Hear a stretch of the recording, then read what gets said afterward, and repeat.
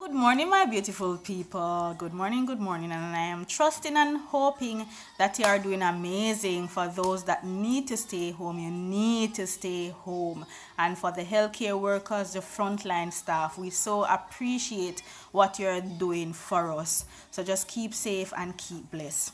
Now, as everybody is saying, in the middle of adversity, there are opportunities. And I just want to share with you this morning that the fact that I am home, I was able to participate in a Zoom. Well, as a matter of fact, the fact that you cannot physically meet, even as a church body, we have been doing some live streaming for our worship service as well as Zoom meetings. So, for example, the Bible study, pastor set up a Zoom meeting, and Wednesday morning I've always wanted to participate in prayer and fasting and Bible reading.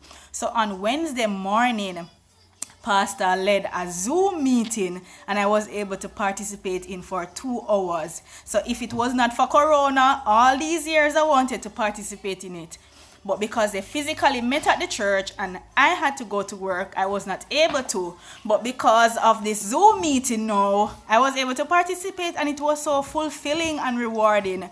And last night we did our Bible study via Zoom, and it was so enriching and empowering.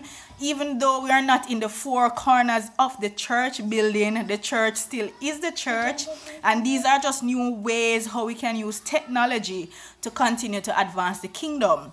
Now I'm saying all of this because, interestingly, one of the chapter we did yesterday in our prayer and Bible reading sessions. So what we are charged with, as a matter of fact, at the start of the church year, we have collectively come together as a circuit.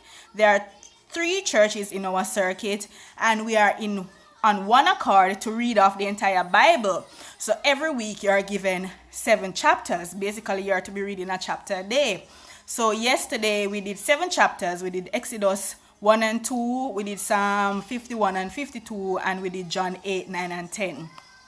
Now I want to reference you to the Exodus 1 chapter that we did, because I want to show you a comparison to what is happening currently in our lives right now. So in Exodus 1, briefly, Joseph and and his generations died from down in Egypt. You know, Joseph went down there and basically became a ruler. No, he died, his generation died, and a king rose up who did not know Joseph, right? And he noticed that the Israelites were very numerous.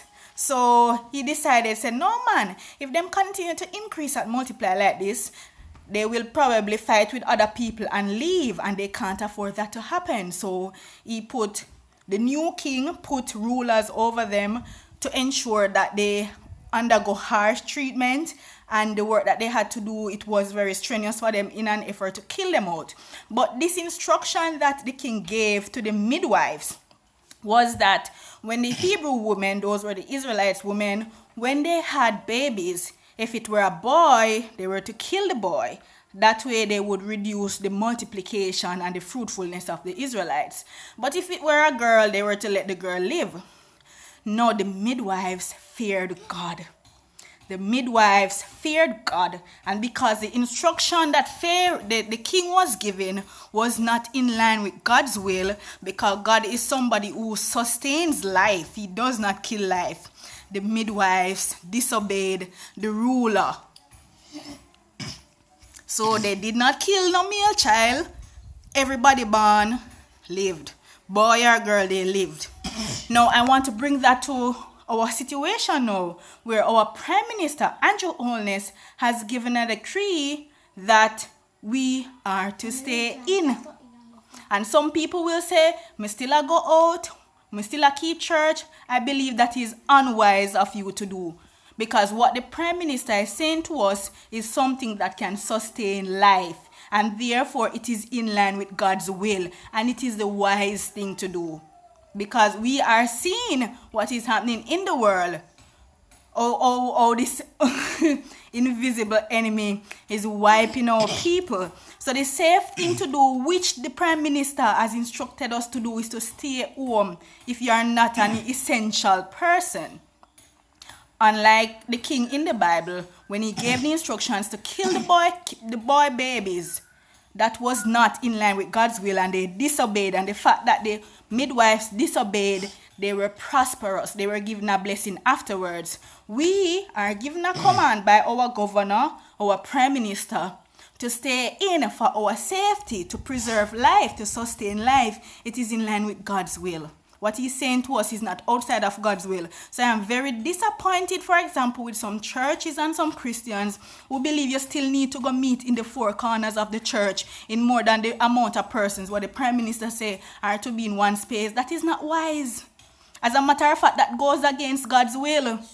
And we know say God no fool and God is not a confusing God. So don't believe you have to go in the four corners to have church. Use this opportunity to be creative. We have been having live streams. We are having Zoom meetings. Use this, engage the young people now because the young people are techies. Engage the young. This is a time to engage. It's an opportunity now to engage the young people.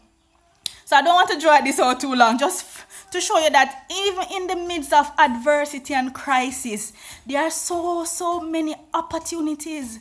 There are so many opportunities. So just use them wisely and stay in. It may save your life and you may live to tell the story to your generations to come. Now have a blessed day and continue. I'm using this time to read up more on my scriptures, So just trusting and hoping that you will continue to remain safe in this time.